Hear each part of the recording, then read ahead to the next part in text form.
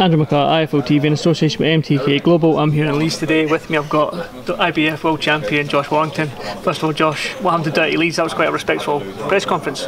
Like I said in press conference, I think most of them were signing on. Out the pub on the pub lunch. I think the Leeds always get a bit of a bad rep, you know, the way they behave, and certainly in the football terms. But listen, they do realise and they do respect, you know, good boxers, and that's alright. With Leeds LB, he turned around and it slagged the fans off. So obviously we're a bit personal, so they give him a bit of stick.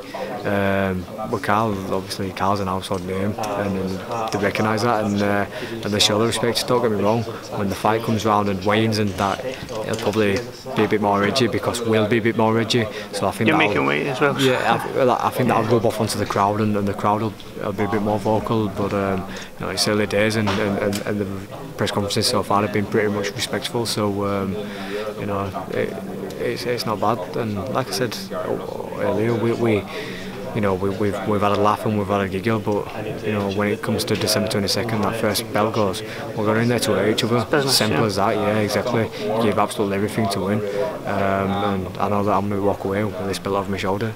Talking about the Leeds fans again, you mentioned there that they know their boxing, they know they're respectful because they know it's a hard task, and they know Carl Frampton and whatnot. But there's a reputation that the Leeds fans are just football fans coming over. Yeah. Is that, why do you think that is? Do you believe the Leeds fans are more boxing fans now? Just like, you know, Leeds is, no one likes Leeds, do they really? No one likes Leeds. Dirty Leeds. It's obviously 70s and 80s, and you know, with the team under Don Revie, a lot of people are sour of them, and obviously you know, the service crew and whatnot. There's a lot of stigma still attached with the football hooligans, and you know, Leeds, they've got like highest banning orders and arrests and stuff like that. So a lot of people don't. You don't want that for the boxing, are you? You get no fans in the arenas. What I'm trying to say is people just, you know, stigmatise everything to that. Yeah. I'm a Leeds fan because I'm a proud Leeds lad. And that's not to say I ain't got pals outside of Leeds. You know what I mean?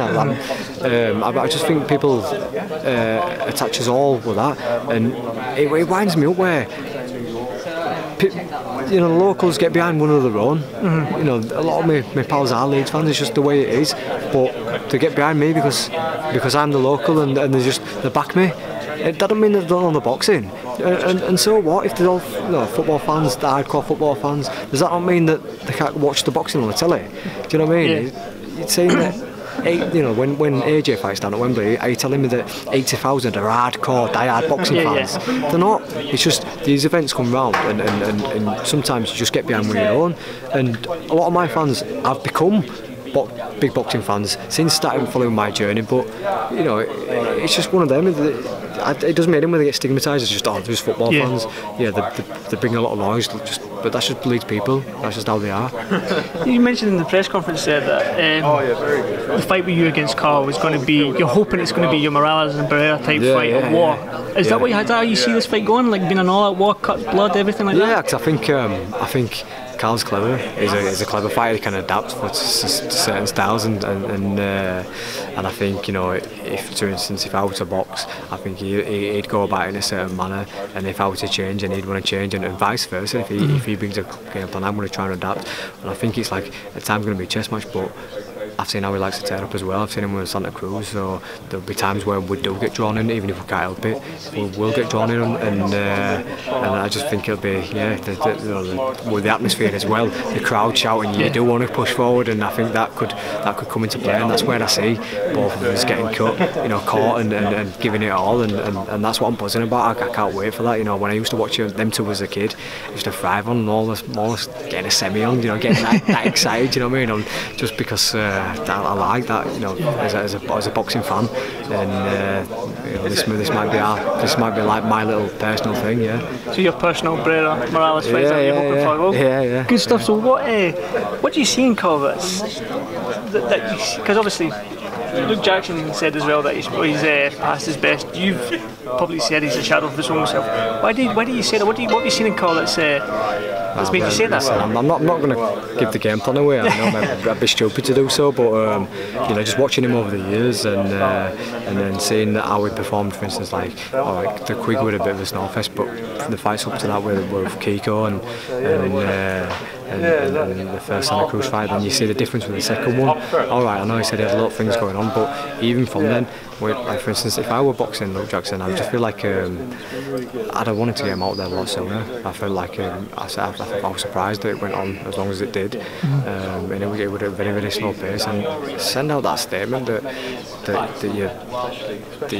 this guy's not in the league. He would have it his own way, but the fight would have very, very slow pace, and he did show his class now and again, but he still got caught a lot and took a lot of easy shots and a lot of big shots as well. It's a shame.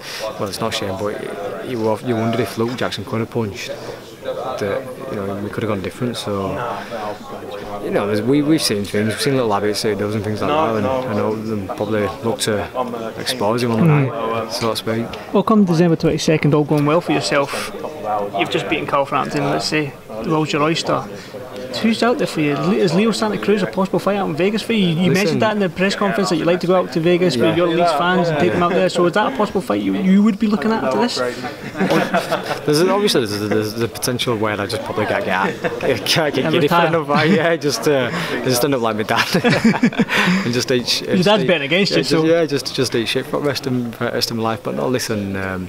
Before the Saudi fight, I said, as long as I get the arm raised, I don't care what happens after. If both my hands broke, as long as I get my arm raised, that's all that matters to me. But as soon as I got out and I got to the changing rooms, I was saying to myself, who's next? I didn't feel like I got out a second year. You know what I mean? I don't think I gave a portion of what I'm capable of doing, and